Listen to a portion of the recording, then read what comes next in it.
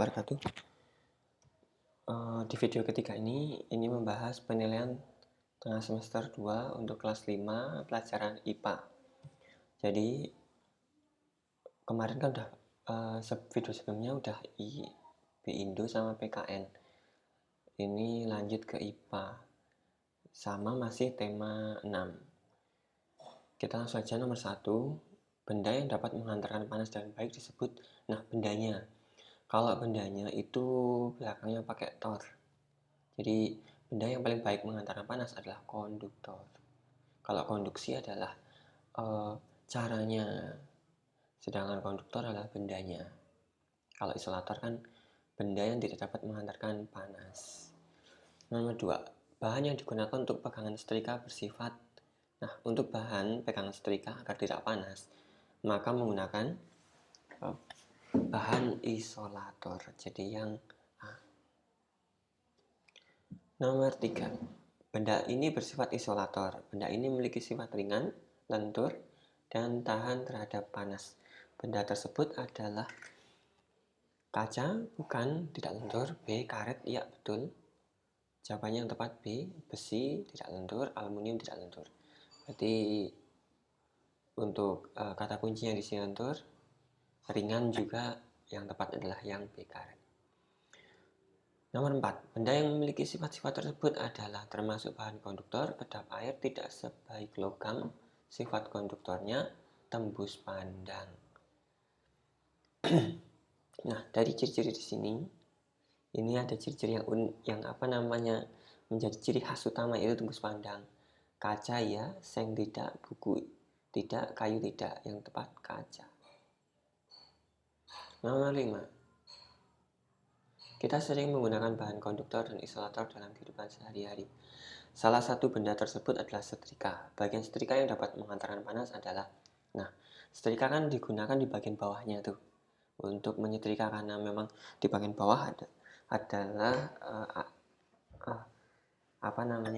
bagian, mic-nya jatuh, bagian yang paling cepat menghantarkan panas.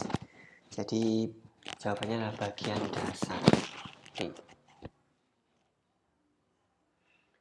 Nomor 6, pada saat hujan dan udara terasa dingin, Budi menggosok-gosokkan kedua telapak tangannya. Budi melakukannya secara berulang-ulang sehingga telapak tangan terasa hangat. Pernyataan berikut yang benar terkait dari kegiatan gerakan Budi adalah A. Hawa dingin menjadi tanda turunnya hujan. Bukan, karena di sini fokusnya adalah Budi menggosok-gosokkan kedua tangannya. B. Gesekan dua benda dapat menghasilkan api. Tidak. C. Hujan dan udara dingin berlangsung bersamaan. Tidak. D. Energi panas dapat dihasilkan ketika terjadi gesekan antara dua benda.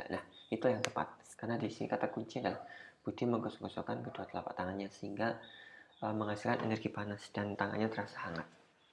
7. Sumber energi panas terbesar bagi makhluk hidup di bumi adalah jelas matahari. Itu yang paling besar. 8. Sinar matahari sangat dibutuhkan tumbuhan. Salah satunya itu diperlukan dalam proses A. Fotosintesis, benar. B. Metamorfosis, bukan. Penyerbukan, bukan. Pembuahan, bukan. Yang tepat adalah fotosintesis. 9. Sebuah ember berisi bongkahan es batu diletakkan di bawah sinar matahari. Yang terjadi dengan es batu tersebut adalah, jadi kalian bayangkan es batu ditaruh di bawah dari sinar matahari, maka es batu lambat mencair. Salah, harusnya lebih cepat mencair. Es batu mencair sebagian, tidak tepat. Es batu mencair lebih cepat, ya. C yang tepat. Es batu tetap dalam keadaan beku. Salah, yang tepat adalah yang C. 10. Berikut ini pemanfaatan energi panas matahari yang dilakukan oleh nelayan. Menjemur padi, tidak. Nelayan tidak padi. Mengeringkan ikan, ya tepat ini. B. C. Mengeringkan tanah, tidak. D. Meradiasi air laut, apalagi D. Itu salah. Yang tepat B. 11. Pada saat menyeduh kopi, ternyata dinding luar cangkir kaca yang kita gunakan sebagai wadahnya juga ikut panas. Kesimpulan yang dapat kita tarik, dalam peristiwa tersebut adalah A. Pada cangkir kaca terjadi perambatan panas secara konduksi. Ya, ini betul. B. Cangkir kaca dapat mengantarkan panas secara konveksi. Tidak ya. Yang tepat adalah konduksi kalau cangkir kaca. C. Cangkir kaca tersebut bermutu tinggi. Enggak juga. D. Terjadi perimpahan panas secara radiasi. Bukan. Radiasi itu contohnya ketika buat api unggun dan sinar matahari. Oke. 12. Kayu digunakan untuk membuat gagang sudip. Gagang sudip itu untuk masak itu loh. Hal ini karena kayu bersifat, jadi kayak alat masak, kayak spatula lah, spatula. Itu pegangannya itu pakai kan bahan kayu. Itu supaya apa? A. Tidak mudah meleleh, bukan. B. Menyerap panas, bukan. Kayu tidak menyerap panas karena sifatnya itu isolator, benda isolator, jadi tidak menyerap panas. C. Menahan panas. Ya. D. Kuat dan keras. Yang paling tepat C. Menahan panas. Dia menahan ya, jadi panasnya itu tidak dihantarkan. Maka baik untuk pegangan panci, pegangan sudip, dan lain sebagainya. 13. Terjadinya angin darat merupakan contoh perpindahan panas secara nelayan itu menggunakan angin darat dan angin laut. Ketika malam, angin ketika malam itu kan mengarah ke laut, dari darat mengarah ke laut. Ketika siang, laut ke darat. Oke, jadi 13 itu jawabannya adalah yang B, konveksi. Secara konveksi, hal tersebut secara konveksi.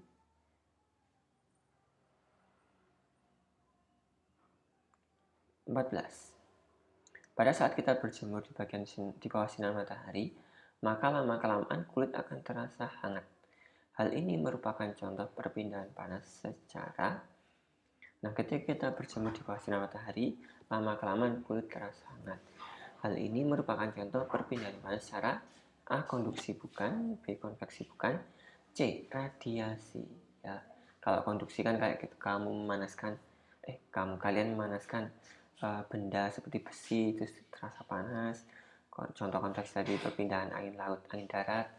Terus isolasi itu malah bukan. Isolasi itu kayak dijauhkan dari yang lain gitu.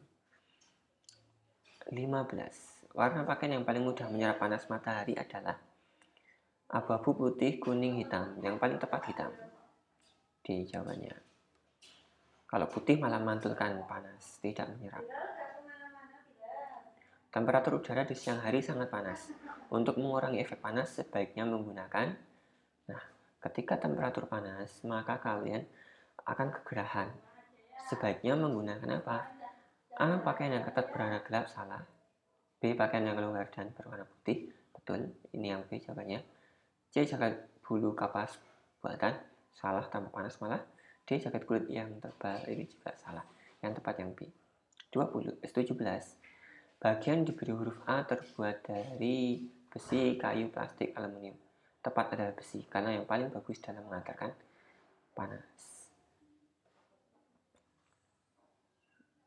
18. Perpindahan kalor secara konveksi terjadi pada A. Gas secara pancaran, B. Zat cair secara aliran, C. Zat padat secara hambatan, D. Ruang hampa secara pancaran. Yang paling tepat adalah zat cair secara aliran. Untuk yang nomor 18 ini, perpindahan kalor secara konveksi terjadi pada zat cair secara aliran. Contoh misal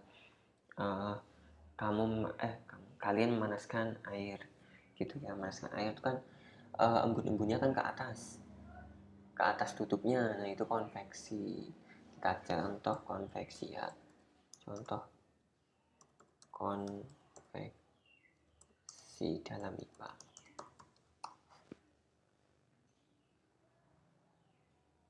Ya, aku nyalakan dulu internetnya.